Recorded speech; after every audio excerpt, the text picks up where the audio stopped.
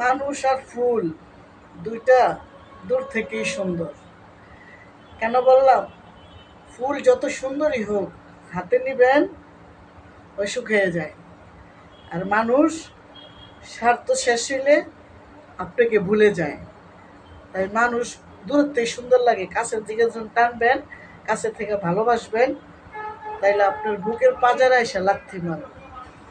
তাই মানুষ দূরে সুন্দর আর ফুল গাছে সুন্দর। ফুল গাছে থাকলে ইস ফুলটা কি সুন্দর লাগে, ফুলটা অনেক সুন্দর। আর যখন ছিঁড়া হাতে নিবেন, ওটা আস্তে আস্তে চিমায়া শুকায়া যায় না।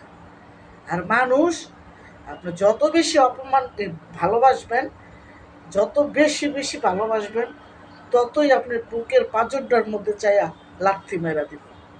আপনারা 2 সেকেন্ড কেন, 1 সেকেন্ডও দেরি করবেন না।